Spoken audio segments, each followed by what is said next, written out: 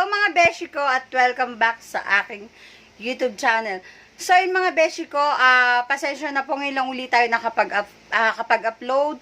Ngayon tayo nakapag-video kasi alam nyo naman po yung mga pinagdaanan natin nung nakaraan. Alam nyo naman, may sakit tapos busy. So yun mga beshi ko, meron na naman po akong gustong i-share sa inyo na recipe na alam ko magugustuhan yung mga beshi ko. Kasi ito, magluluto ako ng pikadilyong isda, pikadilyong tilapia.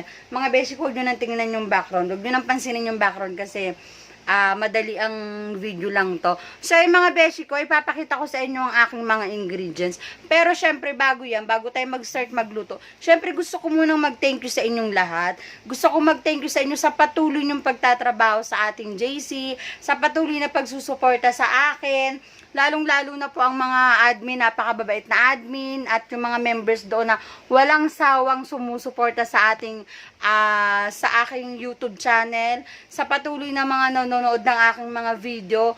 So, yun mga beshi ko, basta yung sinabi ko naman sa inyo, diba? Intayin lang natin yun mga beshi ko at darating tayo dyan. So, yun mga beshi ko, pasok muna natin ang ating intro.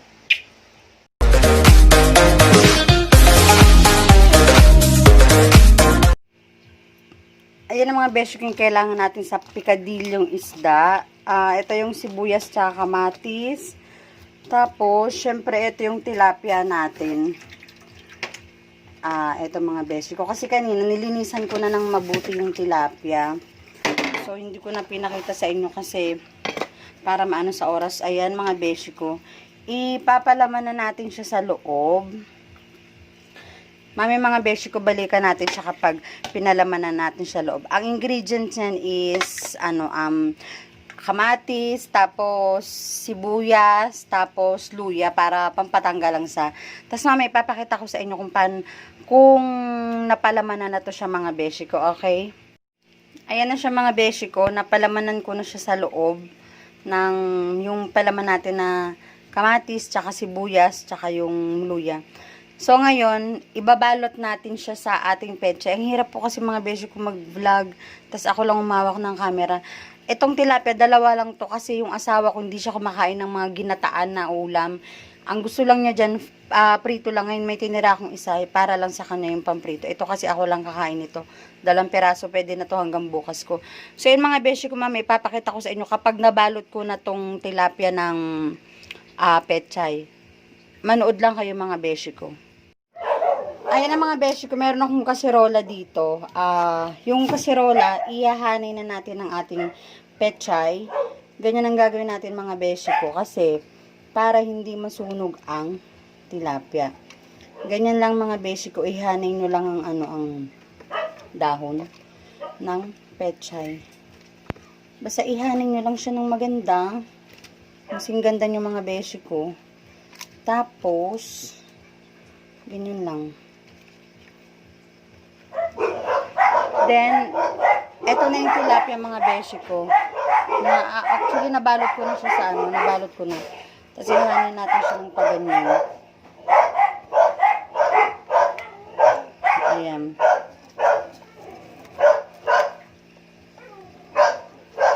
Ganyan, nakabalot na siya. Tapos, lagyan na mamaya, eto na yung second step natin mga beshi ko. Mamaya naman, ilalagay na natin ng ating ibang pangsangkap niya mga beshi ko. Balikan po natin siya mamaya. 2 hours later. Ayan na siya mga beshi ko. Meron na siyang luya, tapos meron uli siyang sibuyas. Hiniwaan ko siya ng isang sibuyas mga beshi ko. Tapos, meron na siyang sili, nilagyan ko na. Pinagsama-sama ko na siya dyan mga beshi ko. Ngayon, magpipiga naman ako ng nyog. Ayoko kasi ng nyog na powder kasi hindi siya masarap. Sabi ko nga, mas masarap yung puro. So, yun mga beshi ko, papakita ko sa inyo mamaya kapag ilalagay na natin ang ating kakanggata. Pero ito siya, tinimplahan ko na siya mga beshi ko, kaya okay na siya yan. Mamaya, papakita ko naman sa inyo kapag may gata na siya. Ayan na siya mga beshi ko, nakapagpiga na po ako ng nyog. Bali yung nyog niyan, 2 kasi mas masarap, maraming gata. So, 2 nyog ang nilagay ko, pero isang piga lang, siguro mga 2 baso lang. So, ngayon, ito na yung kala natin na na siya, isasalang na natin siya. Kailangan medyo ano lang siya, medyo low fire lang siya mga beshi ko. Tapos, ilalagay natin ng ating sobrang pechay. Ayan, yung sobrang pechay natin. Konti lang mga beshi ko ang ilalagay ng tubig sa nyog kasi yung pechay kasi mga beshi ko is nagtutubig siya. Then, ayan yung talong, ibababaw lang natin yung talong mga beshi ko. Mamaya, babalikan natin siya kapag naluto na siya lahat. So, ayan mga beshi ko, nakita nyo naman nakahilera na lahat dyan.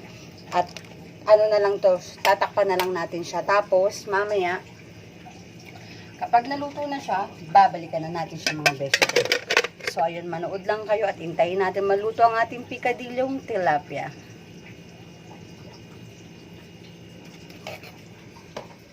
A few moments later. Ayan, titingnan natin mga beshi kung kumukulo na siya.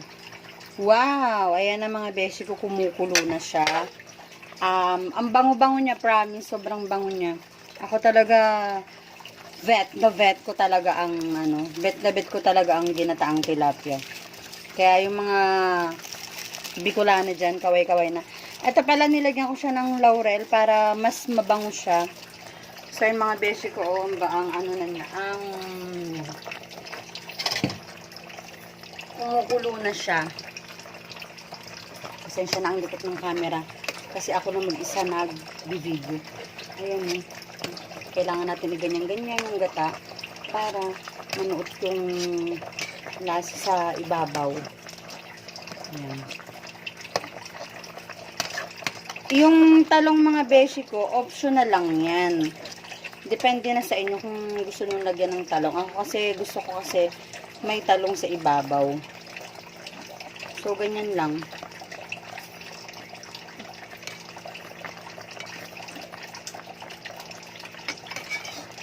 Tapos, mamaya mga beshi ko, kapag naluto na siya, naluto na yung tilapia, naluto na lahat, lalagyan natin siya ng 2 kutsarang suka para iwas panis.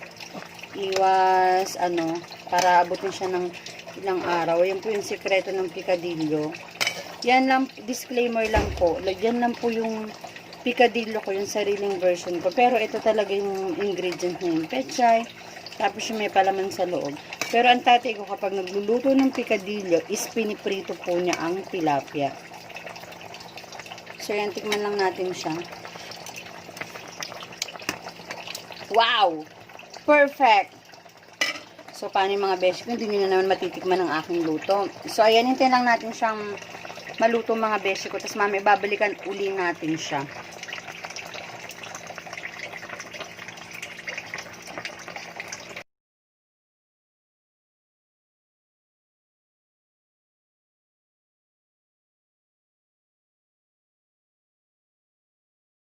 A few moments later.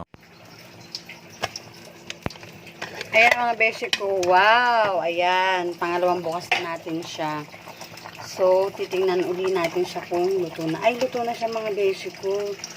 So, pwede na natin siyang lagyan ng suka.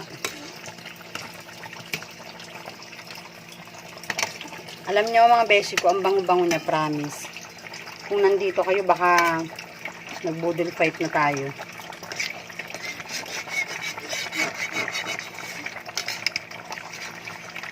Puro pa yung gata na nilagay ko. Tips ko lang mga beshi ko, pag kayo magluluto ng mga gata, wag yung powder kasi hindi kasi masarap yung powder. Mas masarap talaga yung natural niya mga beshi ko. Tapos tikman ulit natin siya. Wow! Perfect! So, lalagyan natin siya ng suka.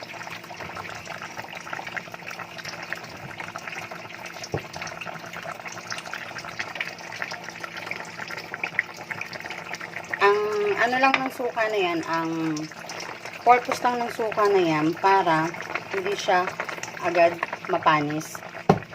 So, pwede rin apple cider. Ito kasi iniinom ko to sa umaga mga beshi ko, itong apple cider na yan. Pwede rin ito ang ilagay nyo. Konti lang, pang tanggal lang ano siya.